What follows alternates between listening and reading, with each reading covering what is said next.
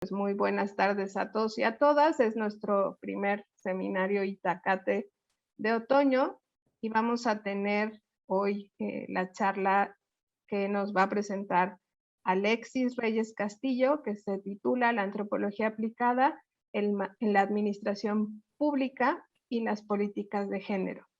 Alexis, bueno, es egresada del Departamento de Antropología de la Licenciatura de Antropología en Antropología Cultural y tiene intereses en antropología aplicada y experiencia en temas de derechos humanos e igualdad de género.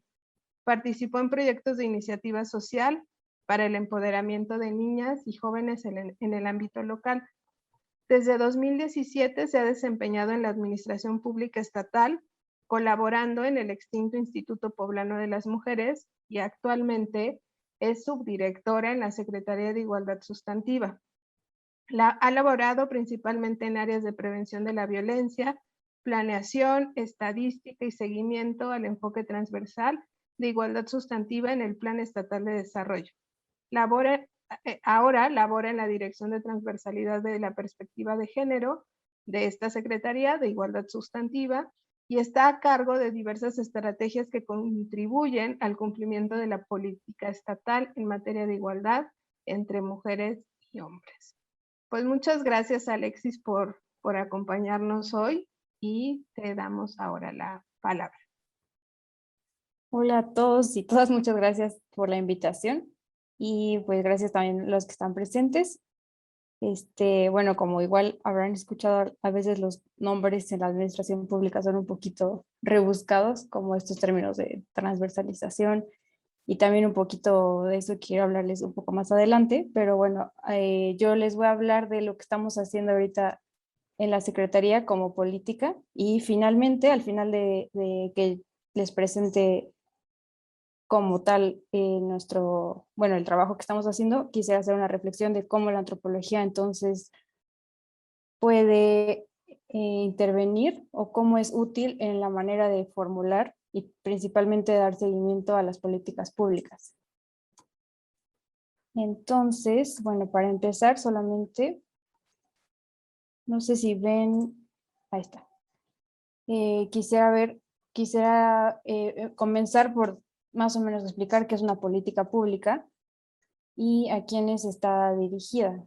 Bueno, hay muchas definiciones de qué es una política pública que vienen desde las ciencias sociales o desde las ciencias políticas, pero solamente les quiero dar como una idea general que una política pública son acciones orientadas a resolver un problema público, por eso tiene ese nombre, y su principal cualidad es que son acciones intencionales, es decir, que vienen de una decisión de ciertos actores y tienen también la cualidad de que sus lineamientos, recursos, agentes, instrumentos y procedimientos deben ser de aplicación sostenida en el tiempo. Es decir, que idealmente no nada más se diseñan y se aplican, sino que sí debe de haber un seguimiento que finalmente dé cuenta de cuáles son los resultados y si está funcionando o no. Por eso también se dice que es una hipótesis de mejora social o de mejora en ciertos aspectos. Y quienes la construyen, pues principalmente funcionarias y funcionarios públicos, es decir, gente que está en el gobierno y que tiene cierta posición de poder y de decisión a través de una serie de fases que componen su gestión. Principalmente es el diseño. En el diseño viene involucrado la identificación del problema. También tiene que haber una fase de diagnóstico donde se pueda evidenciar que efectivamente es un problema y para quiénes es un problema, y de esta manera determinar cuál es la mejor manera de resolverlo. También se considera cuáles son, por ejemplo, los recursos, no solamente financieros, sino humanos y demás recursos que se puedan utilizar. Después viene la implementación, como tal ya es el periodo de ejecución, donde también se tiene que determinar oportunamente cuánto tiempo va a durar o cuál es el periodo, que finalmente debe estar limitado a el corto o el mediano plazo generalmente, porque es el periodo que dura una administración. Y aquí también pues puede haber muchas discusiones de si puede seguir a lo largo del tiempo, y generalmente la idea es que sí, pero pues cuando hay cambios administrativos importantes, generalmente suele haber cambios de políticas también. Y bueno, también puede ser un problema desde cierto punto que la política y el gobierno no están separados, porque pues va a influir uno sobre el otro. También viene una fase de seguimiento y de evaluación que pues yo considero que es de lo más importante, porque pues si bien se diseña una política, se implementa y demás, pero ¿cómo puedes saber los resultados o cuál es su efecto si no se da un seguimiento propio o si no se evalúa? Y entonces aquí es muy importante también considerarlo para más adelante. Bueno, como les mencionaba, nacen de una agenda pública que no solamente es local, sino muchas veces nacional e incluso internacional en ciertos temas, y tienen una característica que están sujetas a voluntad política, porque son una serie de decisiones que vienen de actores políticos y gubernamentales. Sin embargo, al menos idealmente o en su definición, al ser un carácter público, estas políticas tienen la cualidad de que hay una posibilidad de que participen no solamente actores, sino también ciudadanía. Y aquí también podemos hacernos muchos cuestionamientos de qué ciudadanía, pero pues existen mecanismos que pueden involucrar a sociedad civil organizada generalmente o a academia, porque hay bastantes académicos que están muy vinculados con el gobierno, que bueno, también podemos cuestionarnos de dónde vienen y demás, pero finalmente sí existe como una metodología para involucrar no solamente a los que están en el poder, sino que también hacerlo un poco más horizontal, aunque eso es teórico muchas veces. Y de esta manera, una política sirve como un marco de análisis y también es una acción para intervenir sobre un problema, pero enfatizando que es de manera organizada según la estructura o según cómo se entiende, en este caso, la agenda pública de determinada voluntad, de determinado tiempo. Entonces, pues la verdad es que son variantes, aunque pareciera que hay un ciclo o que se formula de una manera determinada. La verdad es que es muy variante la manera en que se ejecutan, que se diseñan, porque va a depender no solamente de identificar qué es un problema, sino que también va a depender de pues, los recursos al alcance y de que finalmente sea un tema relevante en ese momento para el discurso de quien esté como autoridad. Y entonces, partiendo de estas como que nociones muy básicas, yo les quisiera explicar en qué consiste actualmente la política estatal de igualdad sustantiva o política de género, como un ejemplo de estas formulaciones que finalmente nos lleven a una reflexión. De este tema, solamente voy a tocar 3 temas básicos, que son cuáles son los instrumentos que la enmarcan, cuál es el programa, que en este caso es un programa derivado del Plan Estatal de Desarrollo, y cuáles son algunos mecanismos de coordinación, principalmente para el seguimiento y para la evaluación. Bueno, antes de meternos más a fondo, nada más quisiera hacer como una aclaración de que la igualdad sustantiva no se llama política de género, porque ya no solamente se trata de hablar de género en cuanto a esta distinción social, sino que la igualdad sustantiva lo que busca es aterrizar en la realidad estas intenciones. Es decir, que no solamente se quede en el discurso, que ya no solamente sea incorporar perspectiva de género en leyes y demás, sino que realmente logre, en un mundo ideal, que exista una sociedad igualitaria a través de acciones muy específicas que van en diferentes campos y en diferentes ramas. Entonces, bueno, primero el marco normativo. Es importante que se logre identificar que todas las políticas públicas siempre van a estar enmarcadas por un marco, pero que no nada más es local, sino que generalmente está alineado a instrumentos que son más arriba y que a su vez están alineados a instrumentos más arriba, desde una perspectiva claramente pues de los instrumentos que generalmente legitiman y pues nos norman la mayoría de de los sistemas, ¿no?, que tenemos actualmente. En este caso, la igualdad sustantiva está fundada desde la Declaración Universal de Derechos Humanos, la Convención para la Eliminación de todas las formas de discriminación contra la mujer, que se conoce como CEDAW, que es un instrumento fundamental en todo lo que tiene que ver con género. A su vez, las recomendaciones que se emiten particularmente para México. También tenemos la plataforma de acción de Beijing, que también se considera como un instrumento porque conlleva muchos temas que pueden ser aplicados por diferentes sectores, tanto a nivel educativo, a nivel de salud, a nivel de desarrollo económico, es decir, que tiene como muchas ramas aplicables y por eso es un documento importante que generalmente se considera cuando se habla de género. También tenemos la Convención Interamericana para Prevenir, Sancionar y Erradicar la Violencia contra la Mujer, que es un documento que, bueno, también toca obviamente el tema de igualdad, pero aterrizado más hacia la violencia. Por otras políticas como lo que tiene que ver con la alerta de violencia contra las mujeres, la declaratoria de alerta de violencia contra las mujeres, este es un documento muy particular en esa política, y en esto que son de igualdad tal vez tienen más relevancia otros. Y también los objetivos de desarrollo sostenible de la Agenda 2030, ahí debe decir sostenible. Y también tenemos el marco normativo nacional, que, bueno, es nuestra Constitución, y las leyes, que muchas están derivadas o están fundadas en los instrumentos anteriores. Los principales son la Ley General para la Igualdad entre Mujeres y Hombres y la Ley General de Acceso de las Mujeres a una Vida Libre de Violencia, que esas son las dos leyes como marco y las dos leyes que más rigen todas las acciones que se hacen a lo largo de los estados en esta materia.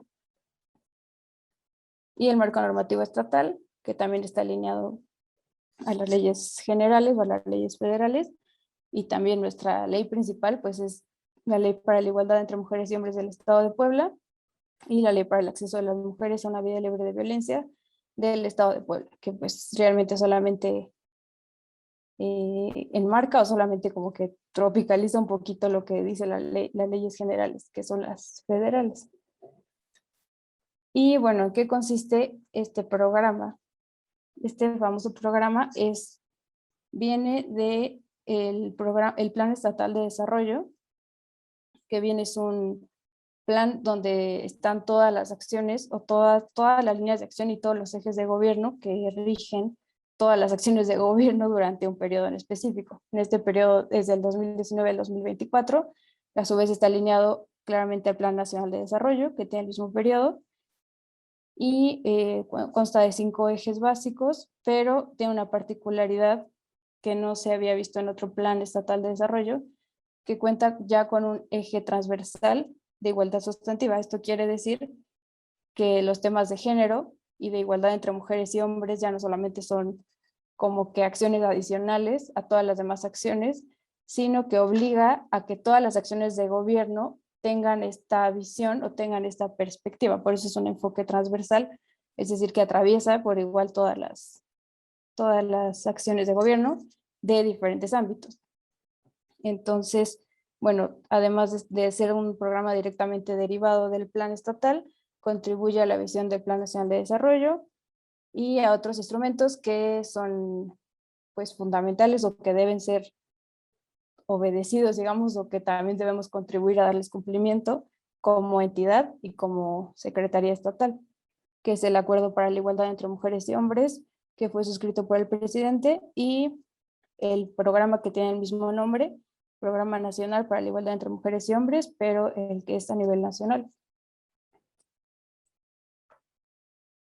Bueno, este programa tiene como objetivo reducir las brechas de desigualdad entre mujeres y hombres en las 32 regiones del estado de Puebla, y estos son los ejes que les mencionaba que tiene el PED, el Plan Estatal de Desarrollo, y a los cuales estamos alineados, que es un eje de seguridad pública, un eje para recuperación del campo, desarrollo económico. El 4 es disminución de desigualdades, que tiene más que ver con bienestar, con acceso a oportunidades, y un eje especial que es de gobierno democrático, innovador y transparente.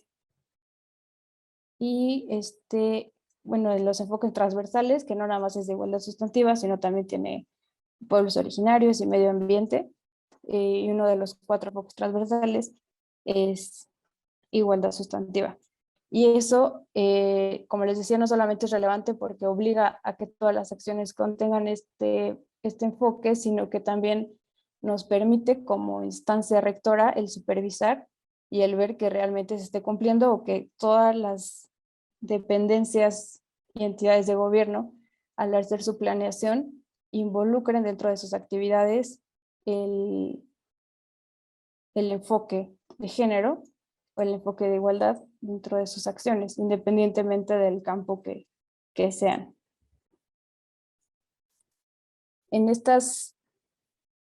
Conforme estos 5 ejes, el programa tiene 5 temáticas que están alineados a cada uno de los ejes. En total tiene 24 estrategias y 158 líneas de acción.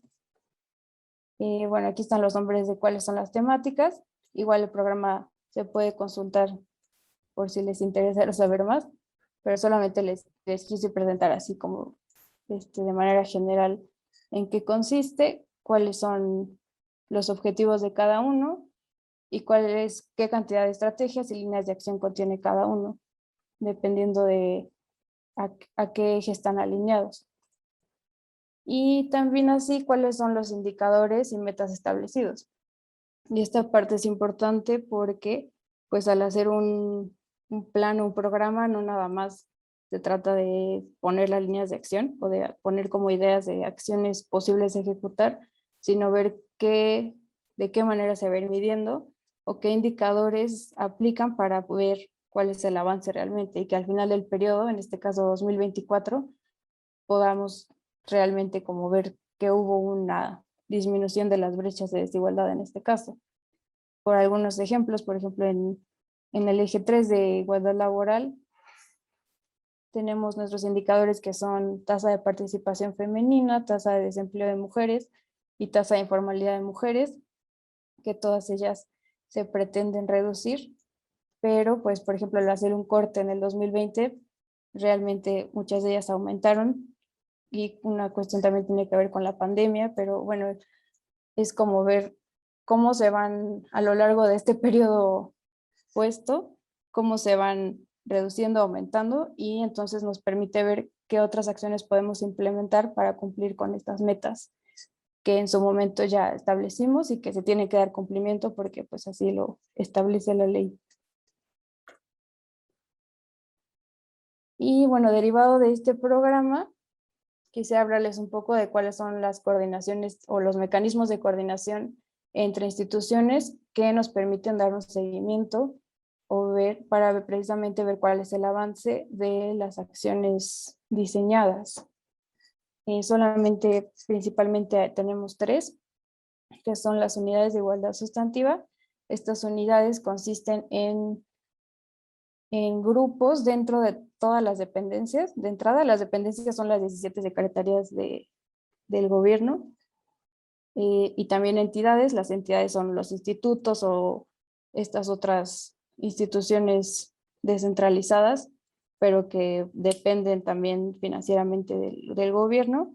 Tenemos unidades que dentro de cada una de ellas que permite que se generen las políticas dentro de sus instituciones, tanto políticas, por ejemplo, de clima organizacional, o que al interior de sus centros de trabajo se pueda ver y eliminar la desigualdad laboral con iniciativas determinadas, y a su vez que al exterior, principalmente con nosotros como igualdad sustantiva, nos permita ver pues este seguimiento, no nada más como dicho, sino que realmente desde su planeación, desde cada uno, la planeación que hacen para solicitar recursos y para hacer sus acciones por año, tengan reflejado la perspectiva de género. También tenemos el Sistema Estatal para la Igualdad entre Mujeres y Hombres, que sí es un mecanismo normado desde la ley, que debe de existir, que lo conforman las 17 dependencias, y también lo conforman organizaciones de la sociedad civil, porque es importante pues involucrar siempre no nada más funcionarios y funcionarias, sino que pueda haber una visión más amplia en este caso pues de la sociedad civil, de cómo se está llevando a cabo la política. Y a su vez, este deriva en comisiones del sistema que están conformados por también tanto entidades como dependencias como sociedad civil, y cada una de ellas da cumplimiento o da seguimiento al cumplimiento de los ejes que les mencionaba del programa. Algunos tienen asignados, por ejemplo, el eje de desarrollo rural, y entonces lo conforma la Secretaría de Desarrollo Rural con la Secretaría de Medio Ambiente, con la Secretaría de Bienestar también, por ciertos proyectos que tienen en conjunto, y se invita generalmente a sociedad civil y también a cuerpos académicos para que puedan dar seguimiento y evaluar qué han hecho las otras dependencias en ese aspecto, y de esta manera ir cumpliendo pues con las metas del programa. Y finalmente sociedad civil, que como les he mencionado, están insertas en diferentes mecanismos. Aquí es importante mencionar que generalmente se convocan a lo que se dice sociedad civil organizada, es decir, que están constituidas como OSCs, como organizaciones de la sociedad civil, pero con un acta de creación, digamos. Es difícil que otras ciudadanías se involucren, al menos en estos instrumentos, porque sí existen otras metodologías donde se pueden hacer foros, mesas de trabajo, focus group, directamente con población de diferentes sectores para determinar diferentes etapas de las políticas públicas, desde el diseño, generalmente es en el diseño para hacer las fases diagnósticas, pero también en la implementación, y pues falta también implementarlo en la evaluación, porque ahí sí es muy raro que se llegue a este tipo de población. Y bueno, solamente para hacer énfasis en el seguimiento de evaluación de las políticas, quisiera mencionar algunos organismos que llevan a cabo estos programas o estas acciones de evaluación. El primero debe decir Coneval, que es el Consejo Nacional de Evaluación, y tiene una metodología específica que se llama aspectos susceptibles de mejora. Tienen diferentes metodologías, pero en esta es una muy empleada porque parte de evaluaciones específicas hechas a, a las acciones de gobierno muy específicas, es decir, como que cortan ciertas acciones, a lo mejor de este programa en su totalidad sería demasiado, pero toma, por ejemplo, un eje y evalúan las acciones que se hicieron y después emiten cuáles son los aspectos susceptibles de mejora, y entonces los gobiernos locales, en este caso el de Puebla, pues debe actuar y después debe mandar evidencia de que sí se hizo esa mejoría en esa evaluación. También la Secretaría de Hacienda y Crédito Público, que es un ente fiscalizador, y también tenemos a nivel local la Secretaría de Planeación y Finanzas, que al ser un programa derivado del Plan Estatal de Desarrollo, pues ellos son los que encabezan todo lo que tiene que ver con planeación a nivel de Estado. Y pues también nosotros como Secretaría de Igualdad Sustantiva tenemos esa facultad de dar el seguimiento con todas las demás dependencias del gobierno, porque pues es un tema transversal, como ya les mencionaba, y que es de igualdad sustantiva. Y bueno, ¿por qué es importante la evaluación o por qué es importante evaluar un programa? Creo que podemos tener muchas respuestas, pero pues básicamente con una evaluación se contribuye a una cultura de toma de decisiones basadas en evidencia. Es decir, que las personas que toman las decisiones de qué políticas implementar periodo tras periodo tengan como base una evidencia y no nada más una idea de lo que creen que puede funcionar o lo que creen que no puede funcionar, sino que realmente con una evaluación realizada con evidencia puedan tomar decisiones para los próximos periodos. Y entonces una evaluación es un instrumento de mejora continua del desempeño de cada uno de los programas y de las acciones públicas. Igual hay diferentes tipos de evaluaciones, algunas se pueden hacer simplemente a nivel interno, pero también se trata de considerar en los presupuestos el pagar evaluaciones pues de mayor calidad, de mayor tamaño y que puedan dar un alcance real o un reflejo de cuál fue el alcance de ciertas acciones implementadas. Y bueno, Entonces, con base en todo lo anterior, pues solamente quisiera hacer unos pequeños puntos de reflexión de cómo la antropología está involucrada o cómo la antropología puede mejorar cada una de estas etapas. Porque no solamente, como les decía, o sea, a lo mejor desde el concepto más básico de la política, son acciones que resuelven problemas públicos, pero que finalmente son decisiones de la gente de poder, y eso hace que sea una cuestión sumamente vertical, que aunque después se han involucrado mecanismos de coordinación o mecanismos de participación ciudadana, pues al final van a estar sujetas a ciertas voluntades que pues limitan mucho el, o sea, desde el diseño, ¿no? O sea, limitan mucho tanto el plantearse cuál es el objetivo y cuál es, cómo es la manera en que se define el problema. Pero pues la antropología nos permite reflexionar en eso y reflexionar realmente en ver más allá de lo que está escrito y tratar de ver a quién está beneficiando ciertas políticas, ¿no?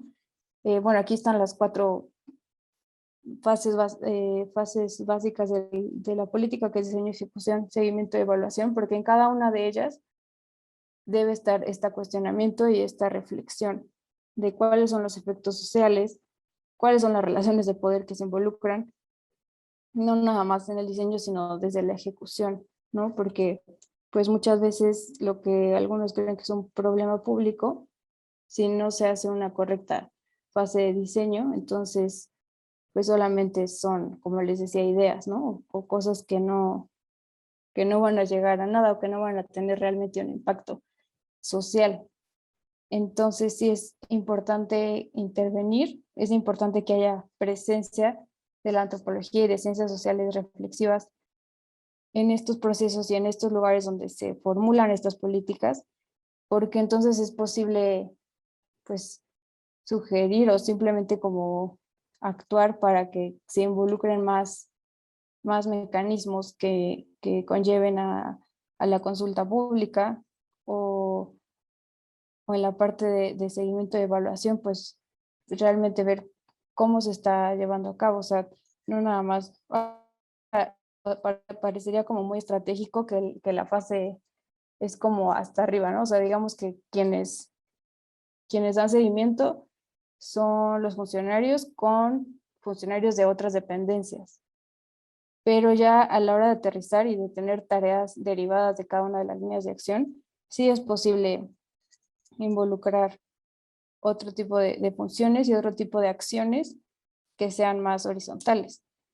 Y entonces también nos lleva a reflexionar o a cuestionarnos cómo se puede beneficiar de mejor manera a la población y también pues aquí discutir qué significa mejor, o sea, que no nada más sea en papel, sino que realmente sea una calidad, porque pues muchas veces las políticas están enfocadas a cumplir con ciertas metas y eso hace que sea a veces muy frío, como que muy, sí, de cálculo, ¿no? De ver si cumplir cierta cantidad de metas o de cubrir cierta cantidad de personas.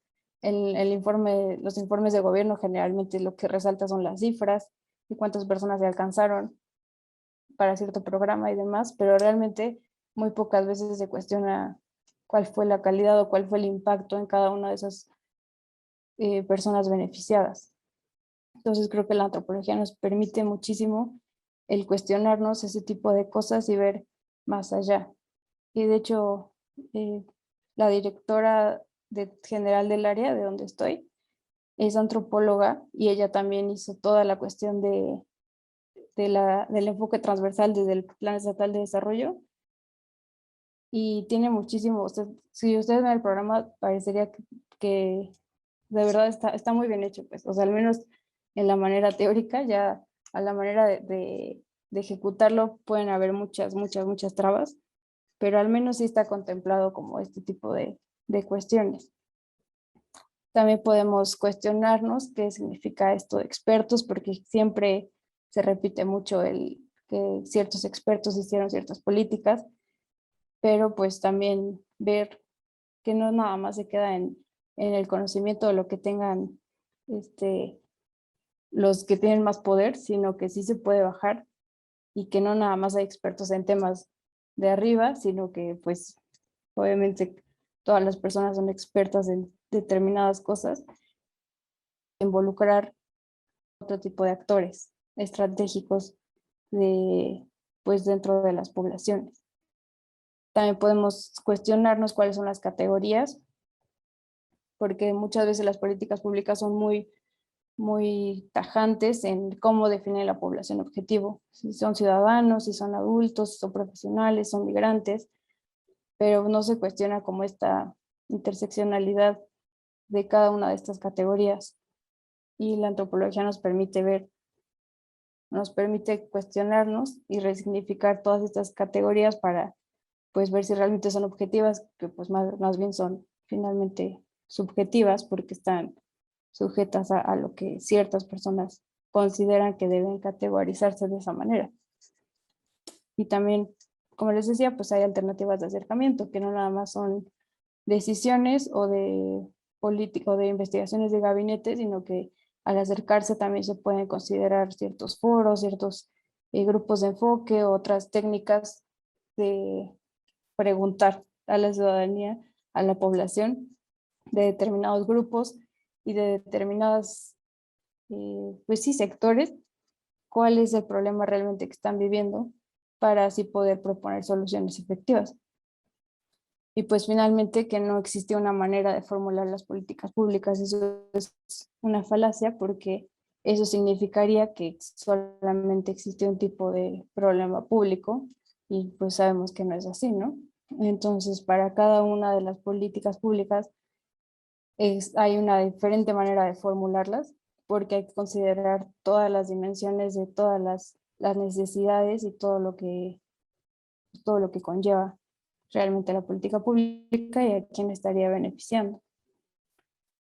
Y bueno, realmente eso es lo que tenía preparado, tanto la primera parte que es más teórica, pero también la reflexión de esta, la participación de la antropología en estos temas. No sé si tenga alguna pregunta.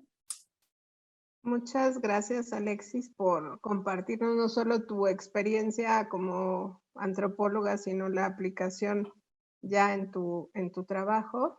Y bueno, no sé si alguien quiere hacerle alguna pregunta a Alexis o algún comentario.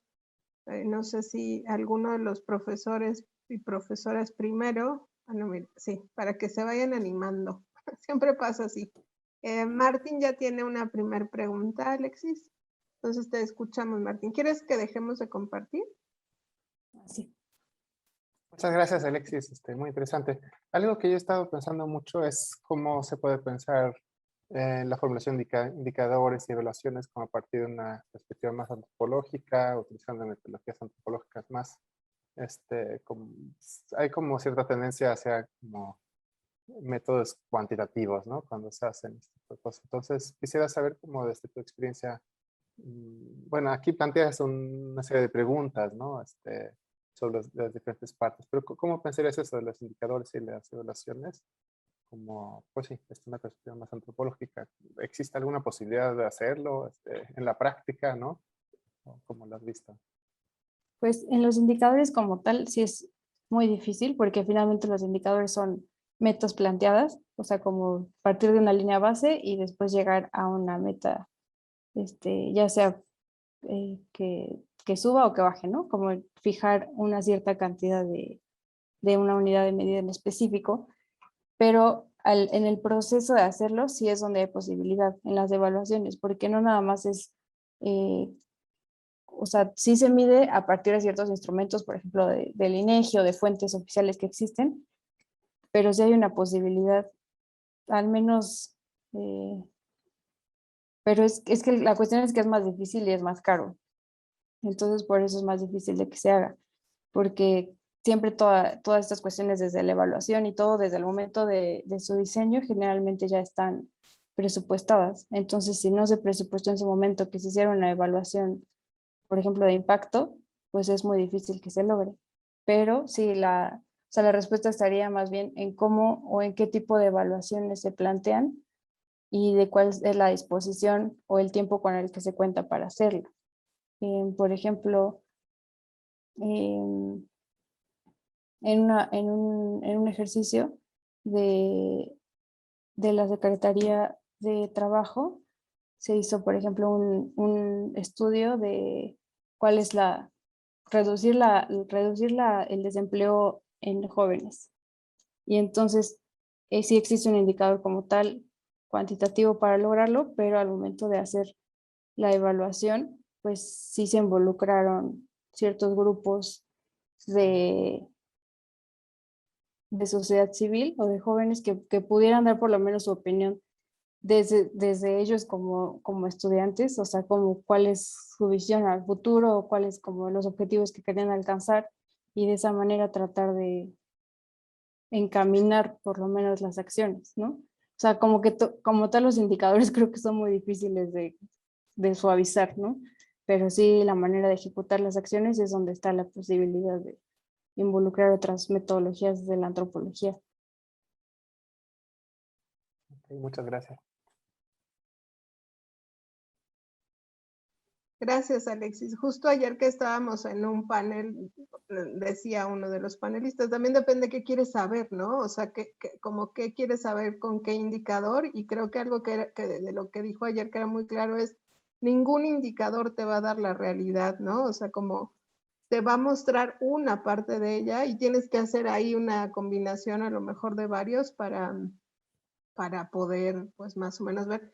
Y bueno, creo que el tema de los indicadores también es súper importante, y ya te voy a comprometer a que en el próximo año hables a lo mejor con los jóvenes del programa de liderazgo, ¿no? Que siempre tienen ahí un tema con sus indicadores, ¿no? Y que a lo mejor les cuentes un poquito ya en la práctica cuál es su importancia, ¿no? Pero bueno, a ver, hay otra pregunta, Alexis, de Yolanda. Te vinieron a ver tus compañeras de generación también. Eh, bueno, no sé si Yolanda quiera leerla o la leo yo.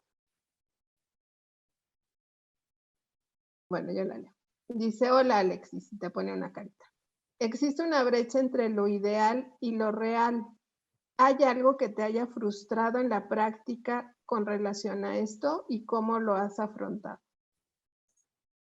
Pues sí, claramente sí existe una brecha muy grande entre lo ideal, porque, pues digo, o sea, la verdad es que la operatividad de la administración pública limita muchísimo el hacer este tipo de ejercicios, ¿no? Como que uno quisiera así hacer como todos los ejercicios horizontales del mundo, lo más posible, pero los tiempos son muy apresurados, como que siempre hay una cuestión de cumplir, de cosa de los plazos, bueno, eso yo sé que es en todos lados, pero de verdad que sí limita muchísimo las posibilidades de lo real y de cuáles son los alcances que se pueden lograr. Entonces sí me he frustrado mucho en ese sentido, porque pues a lo mejor en ciertas acciones desde su planteamiento se quería llegar a ciertos lugares o a ciertas poblaciones o alcanzar a cierto número de personas eh, con calidad, pero finalmente lo real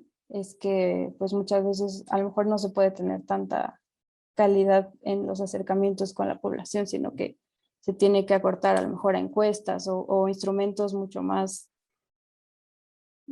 pues menos directos, ¿no? O sea, o instrumentos que a lo mejor si se estaba pensando capacitaciones de 20 horas, pues se tienen que reducir o ese tipo de cuestiones por los tiempos.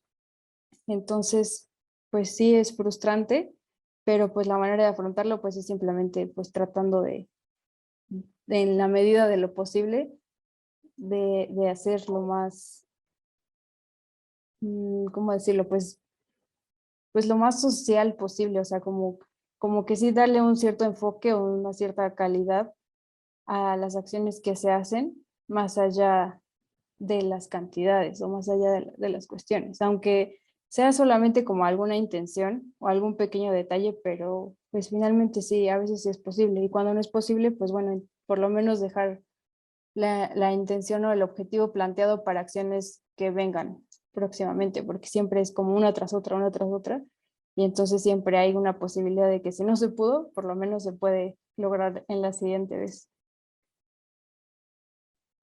Gracias, Alexis. En lo que alguien más se anima, yo te quería preguntar, Alexis, justamente como una de las cosas que en la formación como antropólogas y antropólogos nos enseñan son la larga duración en el campo, ¿no? O sea, que eso nos va a asegurar, pues en el mito epistemológico y metodológico de la antropología, mayor claridad de lo que estamos observando. En la antropología aplicada los tiempos no funcionan así. O sea, no puedes pasar 2 años ahí en medio de una circunstancia para entenderla.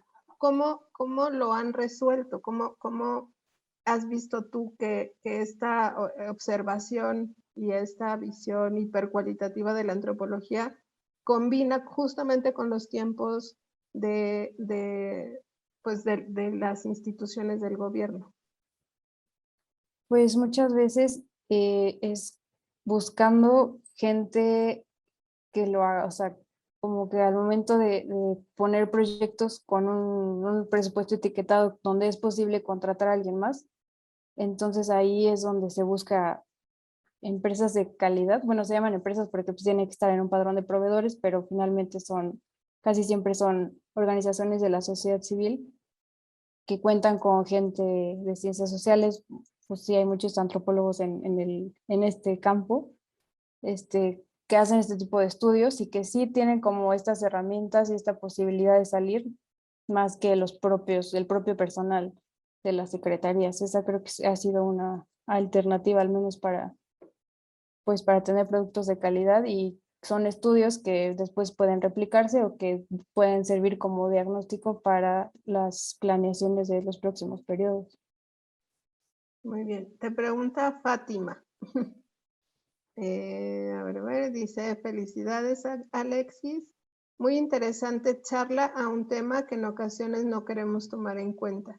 Necesitamos más pláticas como esta para acercar la utilidad de la antropología a los futuros investigadores. Y creo que esa es una de las cosas que hemos tratado de hacer con este seminario. No solamente hemos invitado gente que está en el mundo académico, sino también que están haciendo otras cosas, ¿no? Porque como bien dice Fátima, queremos desmitificar la idea de que la buena antropología es la de la investigación y la mala, ¿no? O sea, las ovejas negras que no la armó, que no sé qué, van a las áreas de no investigación. Y creo que tenemos, pues tú eres una de ellas, ¿no? Muchos ejemplos de que hacer antropología no está restringido al ámbito académico, y justamente eso es muy importante para los y las más pequeñitas, ¿no? Porque a veces se plantea una posibilidad de vida en un mercado laboral de lo académico saturado que bueno, les genera mucha frustración, ¿no? Ahorita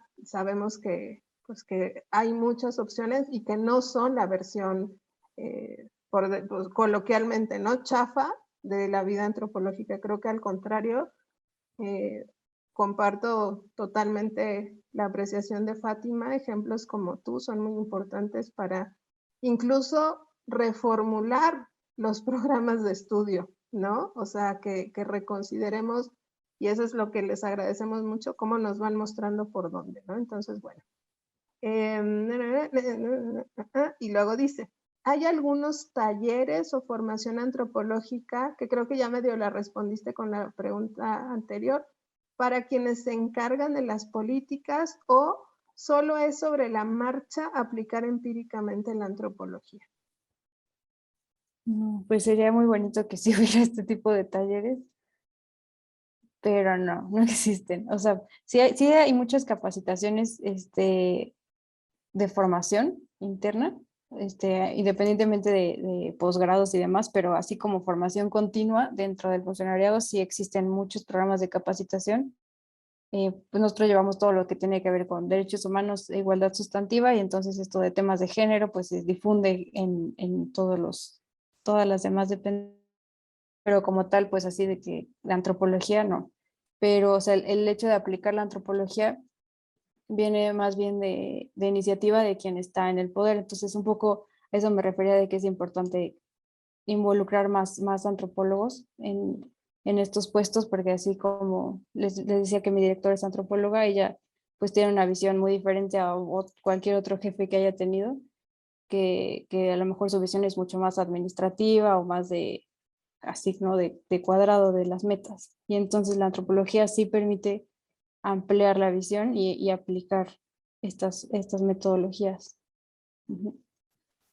Gracias, Alexis. Mira, ya se animó América. América es de las más pequeñitas, no de las más, pero va como en tercer o cuarto semestre. Entonces, te va a hacer una pregunta. Listo, América.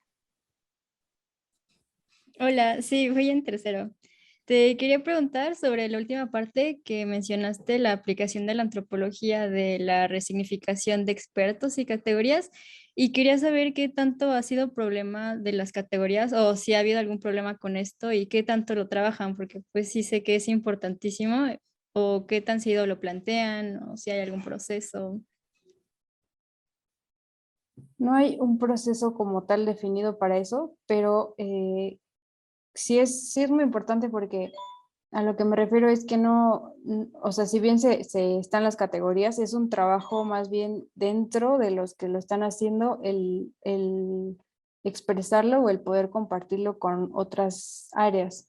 Es decir, que si otra dependencia llega y nos dice, en este caso, lo que tiene que ver con perspectiva de género, nosotros lo que podemos hacer es asesorarles, o sea, como digamos que depende de las funciones y de cómo se relacionan entre sí, ¿no? En este caso que nosotros podemos tener esa facultad de asesorar y de como que guiar a otras dependencias en el tema de género, pues por ahí también es donde están insertas estas características de las categorías, o sea, como decir, esto es una brecha de género desde tal perspectiva, o sea, como tratar como constantemente de hacerlo, pero no hay una apertura como tal, o nadie se lo pregunta si uno no lo plantea. Entonces, más bien la labor es como de, pues de proponerlo y de constantemente estar insistiendo en ello para que sí exista un cambio y que además sí es posible incorporarlo, o sea, sí hay una posibilidad, a pesar de las personas que toman las decisiones, sí hay una posibilidad de, pues sí, de plantearlo, ¿no? Y de replantearse las cosas para hacer mejor las cosas. No sé si Muy, eso responde un poquito. Sí, sí, gracias. muy bien, ya tienes una fila de 3. Entonces voy a leer la de Fátima, luego le voy a dar la palabra a Martín, luego Pame y luego a Amapola. Entonces la de Fátima es justo vinculado, creo, con esto que estabas respondiéndole a América. Dice, sobre las categorías, ¿existe alguna categoría actual con la que tengas problemas o quisieras cambiar o tú veas que está cambiando? Mm,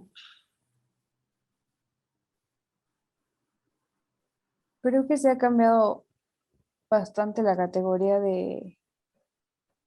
bueno, dentro del mismo tema de lo que tiene que ver con género, pues lo que es la desigualdad, o sea, porque se ha hablado mucho de la interseccionalidad y creo que ese es un término que no sé, al menos en los planes que había revisado anteriormente no se tocaba, o sea, como el hecho de considerar las mujeres, por ejemplo, antes el Instituto Poblano era el Instituto Poblano de la Mujer, ¿no? Y después cambió a las mujeres porque se considera que hay una pluralidad y no solamente el problema de la mujer poblana es el mismo, ¿no?